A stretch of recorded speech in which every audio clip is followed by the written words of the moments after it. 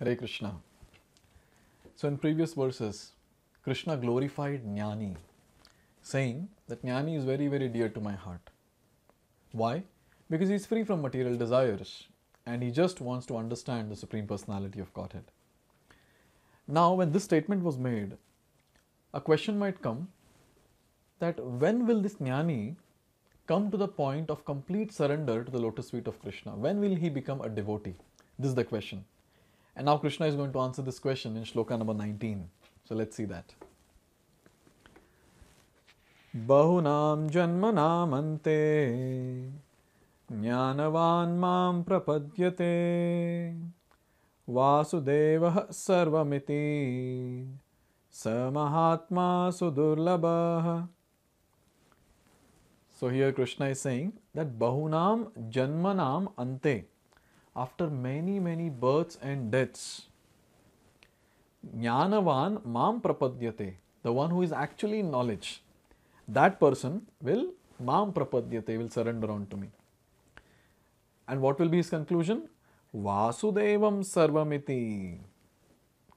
He will surely be knowing that Vasudeva, Krishna, is everything, is the cause of all causes. Sa Mahatma Sudurlabha. Such a great soul is very, very rare.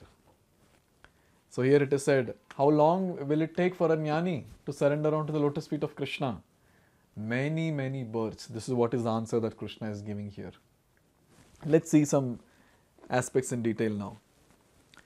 The living entity, while executing devotional service or transcendental rituals, after many, many births may actually become situated in transcendental pure knowledge that Supreme Personality of Godhead is ultimate goal of spiritual realization. So after a long practice of various things, various rituals given in the Vedic scriptures, various other procedures those are given, finally the person will come to this conclusion that Krishna is everything. So this is a very important point to understand. So now we saw in that particular shloka the 4 categories of people who surrender to Krishna.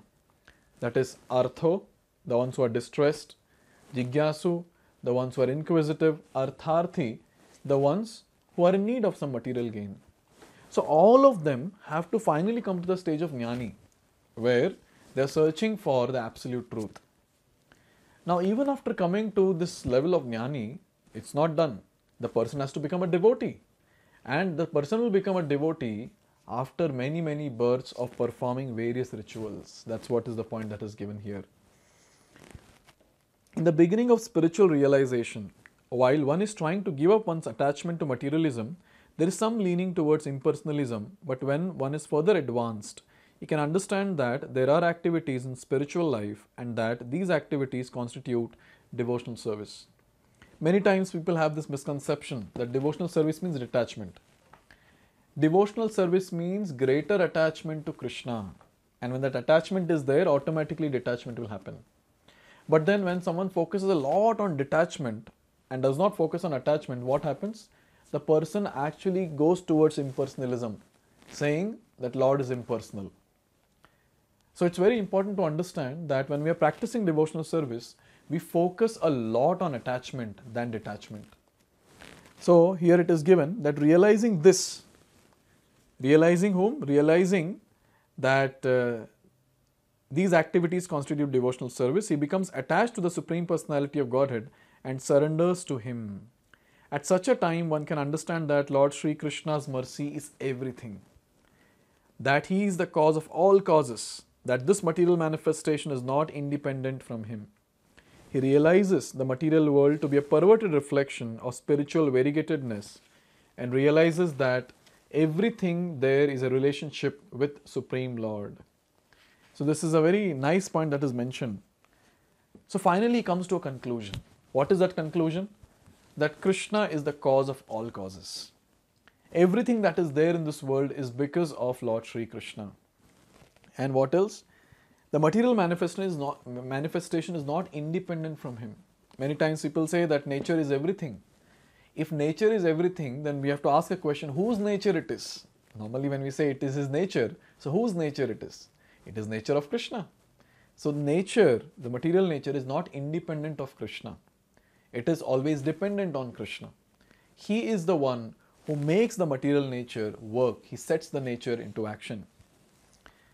And another important thing to understand is that this material world is actually a perverted reflection of the spiritual world. We have discussed this in detail in previous videos.